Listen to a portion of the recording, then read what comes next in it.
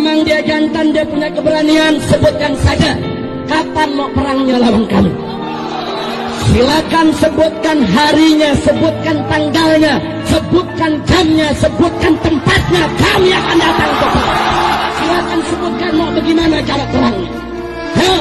Mau tangan kosong jadi, mau pakai golok dan parang jadi, mau pakai basoka dan AK-47 juga jadi, sudah. Ya, kita tidak bakal mundur, sudah. Kami sudah pengalaman perang di Ambon, di Poso, dan di berbagai negeri. Kalau kau mau perang yang gentleman, mau perang, tetapi kau bawa 1.000, kita bawa 1.000. Kau bawa 2.000, kita bawa 2.000. Kau bawa 10.000, kita bawa 10.000. Silakan tetapkan tempatnya, temponya, harinya, jamnya, jamnya. Selanjutnya kita tidak akan membersihkan. Kalau tidak ikut Habib Rizik berarti kurang semangat perjuangan. Oh enggak, hati-hati kalau ngomong begitu. Jangan mengecilkan Islam pada seseorang. Tidak ada seorang pun di dunia ini yang bisa mengatakan bahwa dialah wakil Islam. Ini habaib, benar Habib Syahir Habib, betul, benar. Tapi ingat, kita habaib warga negara Indonesia, keturunan Yaman, Hadramaut. Jangan bikin galau di NKRI. Mau marah Habib yang lain terserah. Memang kenyataan. Presiden goblok. Udah menteri agamanya saudara sesat, kurang ajar, korinya tidak sama dengan Nabi, jangan belajar dari dia. Yang paling penting itu pemahamannya memiliki mata rantai. Kalau nasabnya saja sampai ke Nabi, tapi pemahamannya tidak sampai ke Nabi, jangan belajar kepada dia. Ulama yang bejat, ulama yang buruk, ulama yang busuk. Gus Dur itu buta mata juga buta hati. Berani kita berdiri di belakang TNI Polri? Betul. Ini jawaban melegakan untuk kami, Pak Panglima. Saksikan sama Pak Polri. Pak Gatot juga mau mensaksikan para ulama-ulama. Inilah bagian ikrar dari bangsa kami. Ikutilah saya, mau. Dengan nama Tuhan Yang Maha Esa,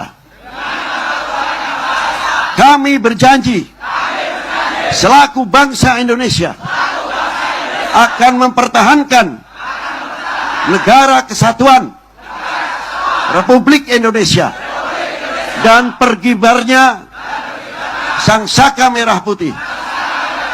Barang siapa berani menyentuh, menyakiti putra putri kami, di antaranya TNI Polri, akan berhadapan dengan kami. Terima kasih. Ini penekanan yang paling utamanya adalah pertama bahwa kami adalah sangat hormat, tidak ada sedikit pun niatan apapun kepada penghujatan kepada para alim ulama, para tokoh-tokoh agama atau tokoh agama lain. Tapi kita menempatkan para alim ulama, tokoh-tokoh agama lain di tempat yang paling tinggi. Itu yang kami akan sampaikan. Khusus dalam pernyataan sikap ini, kita khusus ada tentang Rizik Syihab. Khusus Rizik Syihab, dan isi dari petisi intinya adalah kita meminta FPI dibubarkan dan tetapkan oleh pemerintah sebagai organisasi terlarang, persis seperti PKI. Kenapa? Karena kami melihat, saya sebagai bertanggung jawab, saya melihat bahwa gaya-gaya ISIS ini lagi berkembang. Bayangin, persoalan di Bogor yang membakar itu anak kecil. Bagaimana pendoktrin anak-anak kecil itu bisa berbuat anarkis seperti itu. Itu gaya-gaya ISIS. Nah, isi intinya adalah seperti itu. Tapi akan lebih pas kalau kami bacakan semua pernyataan sikap ini. Jadi, ada petisi penyelamat Pancasila dan NKRI, Sampurasun, Allahu Akbar, Allahu Akbar, Allahu Akbar. Segala puji bagi Allah Subhanahu wa ta'ala, Tuhan semesta alam yang telah menganugerahkan kepada kita sebagai bangsa yang kaya dengan ragam budaya, suku dan agama yang hidup berdampingan dengan penuh silih asih, sila asah, silih asuh.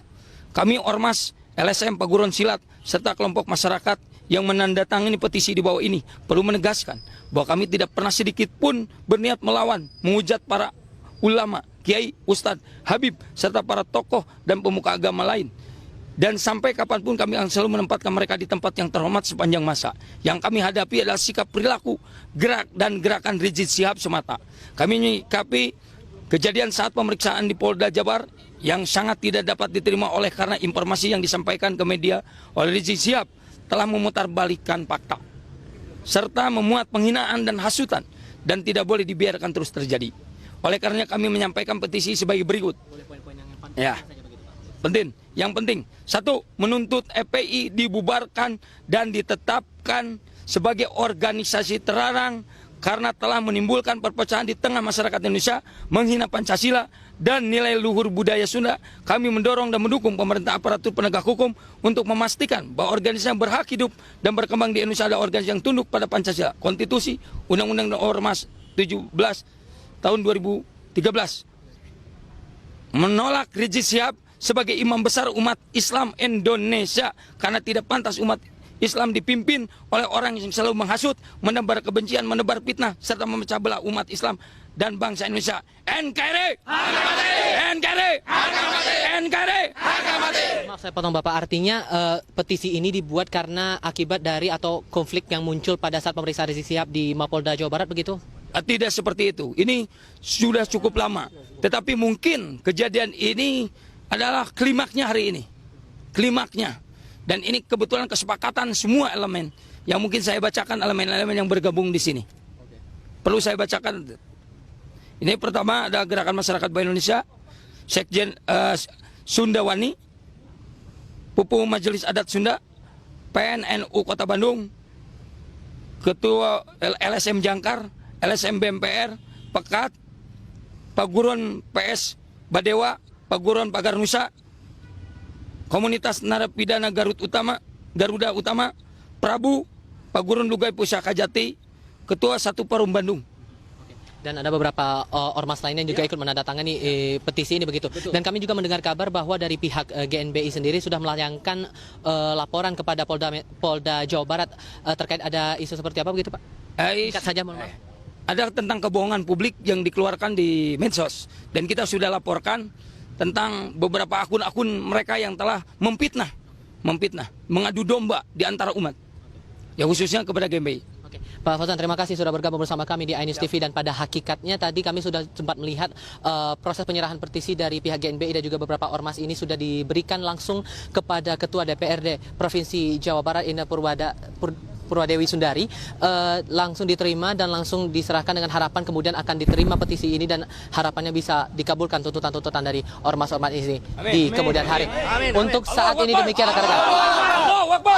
Baik, terima kasih Tifa Solesa melaporkan dari gedung DPRD Jawa Barat di Bandung.